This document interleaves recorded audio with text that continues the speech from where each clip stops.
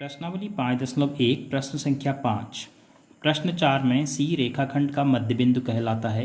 प्रश्न 4 में इस प्रकार की स्थिति के लिए आपने सिद्ध किया था कि यदि AC और BC बराबर हैं तो AC जो है या BC जो है इस पूरे का 1/2 अर्थात आधा होगा। तो सिद्ध कीजिए कि एक रेखाखंड का एक और केवल एक ही मध्यबिंदु होता है। तो हमें यह दिया गया है कि C जो है AB का मध्यबिंदु कहलाता है। कब? जब AC बराबर BC होता है। तो अर्थात हमें सीधा सा ये दिया है कि A से लेकर C तक की लंबाई और C से लेकर B तक की लंबाई आपस में बराबर है। तो दिया है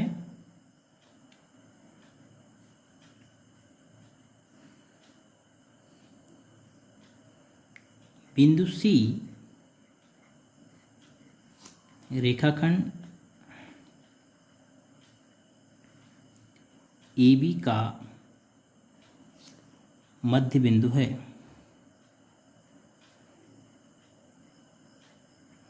और इसका अर्थ भी बता रखा है प्रश्न संख्या 4 के आधार पर कि अतः अगर मध्य बिंदु है तो क्या होगा, AC बराबर BC। इसको मैं समीकरण नंबर 1 कह देता हूँ।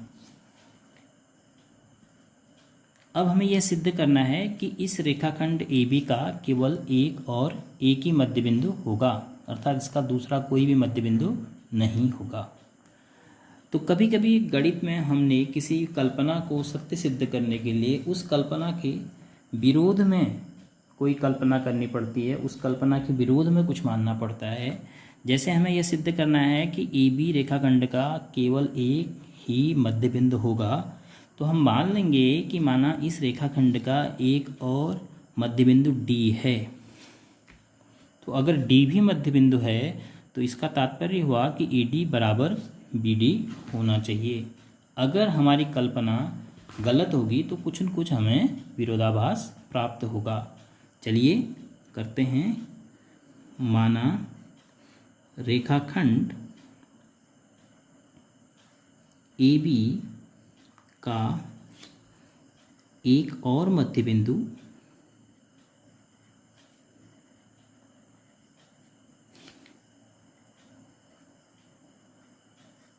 D है।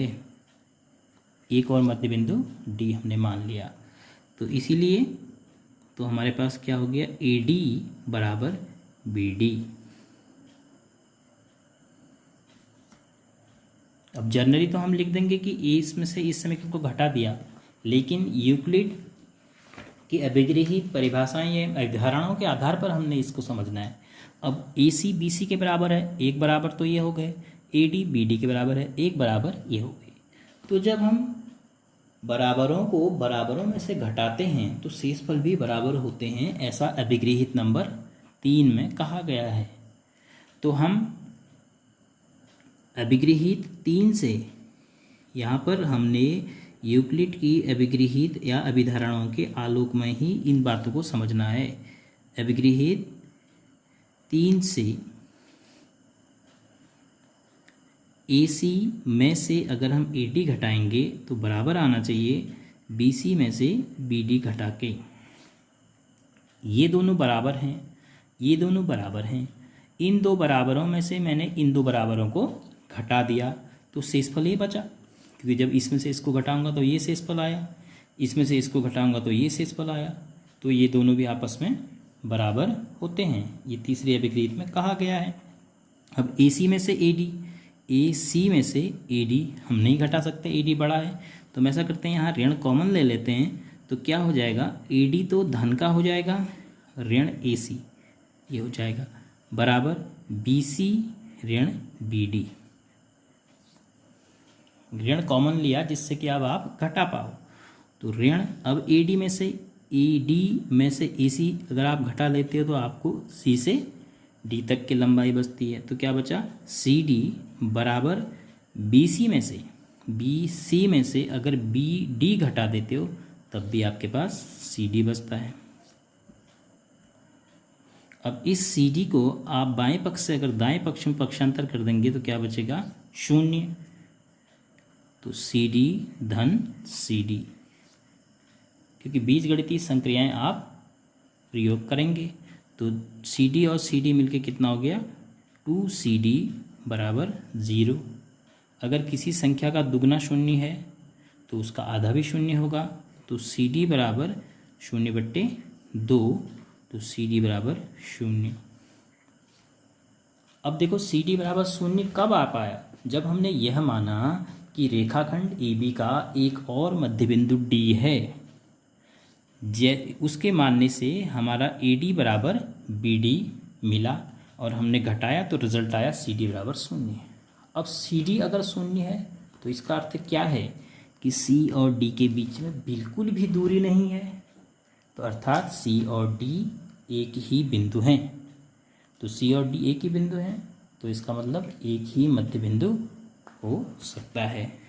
इम्प्लाइज दैट, इसका क्या अर्थ हुआ, C एंड D एक ही बिंदु हैं, अर्थात संपाती हैं।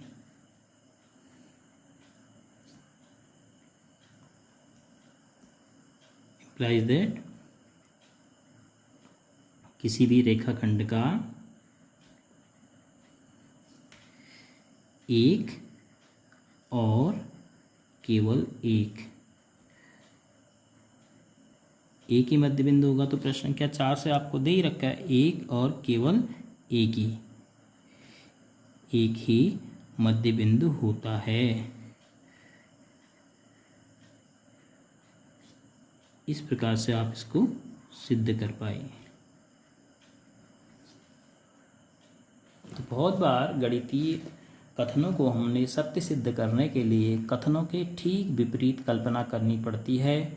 फिर हम अगर किसी अभिगृहित अभिधारणा या किसी भी नियम के खिलाफ कुछ पाते हैं, विरोध पाते हैं, तो हम यह मानेंगे कि हमने जो कल्पना की है वह असत्य है।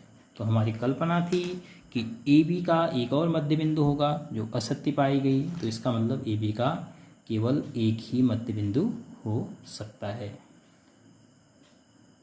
प्रश्न संख्या 6। प्रश्न है, निम्न आकृति में, ये जो आकृति दी है इसकी बात की जा रही है, यदि AC बराबर BD तो सिद्ध कीजिए कि AB बराबर CD। ये काफ़ी आसान है, तो आपने यह समझना है कि ये कौन सी अभिगृहित से हम इसको हल कर पाएंगे। तो सबसे पहले जो हमें दिया है लिखते हैं, दिया है AC बराबर BD, तो AC और BD दो भाग बराबर हैं। अब BC और BC आपस में बराबर होंगे, क्योंकि वे वस्तुएं जो एक ही वस्तु के बराबर होती हैं एक दूसरे के बराबर होती हैं, ऐसा पहले अभिगृहित में कहा है। तो इसका मतलब एक ही वस्तु हमेशा अपने बराबर होगी। तो ABC बराबर BC, कौन से अभिगृहित से, अभिगृहित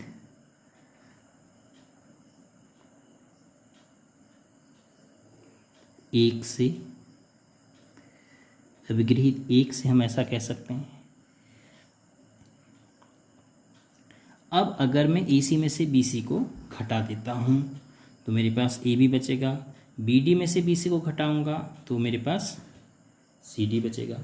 तो क्या घटाने के बाद जो आएगा वो बराबर होगा, ऐसा अभिगृहित नंबर 3 में कहा गया है। यदि बराबरों में से बराबरों को घटाया जाता है तो शेषफल भी बराबर होता है।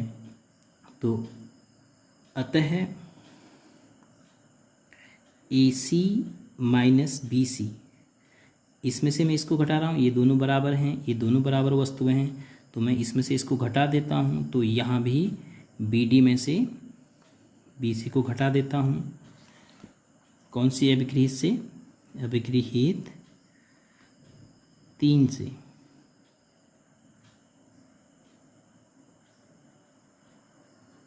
बराबरों में से बराबरों को घटाने पर शेषफल भी बराबर होता है।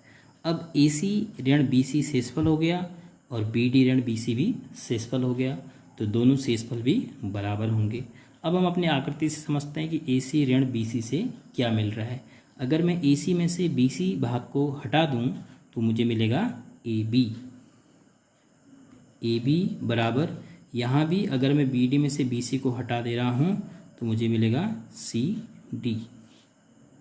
तो अतः ये सिद्ध हो गया ए बी बराबर सी डी। तो इसे आप लिखेंगे हेंस प्रूव्ड। तो आपने सिद्ध कर दिया ए बी बराबर सी डी।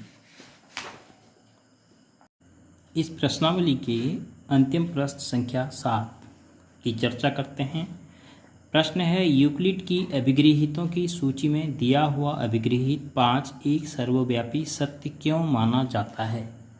पहले तो इसमें एक शब्द है सर्वव्यापी। इसका अर्थ समझिए, सर्व माने सभी जगह, व्यापी माने व्याप्त रहता है, अर्थात जो सभी जगह व्याप्त है, मतलब सभी जगह उसको सत्य माना जाता है।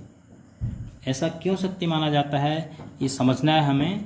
अभिगृहीत 5 पूर्ण अपने भाग से बड़ा होता है। यह अभिगृहीत 5 है, यह सर्वव्यापी सत्य है, क्योंकि पूरे विश्व की प्रत्येक वस्तु अपने भाग से हमेशा बड़ी होती है। आप पूरे विश्व में किसी भी वस्तु की कल्पना करिए, आपको हमेशा वस्तु अपने भाग से बड़ी ही मिलेगी, क्योंकि किसी भी वस्तु के अगर आप भाग करेंगे तो वो जो भाग बनेंगे पहले वाली वस्तु से हमेशा छोटे होंगे। तो अर्थात जो वस्तु है वह हमेशा अपने किसी भी भाग से बड़ी ही होगी पूरे विश्व में, इसीलिए इसको सर्वव्यापी सत्य माना जाता है।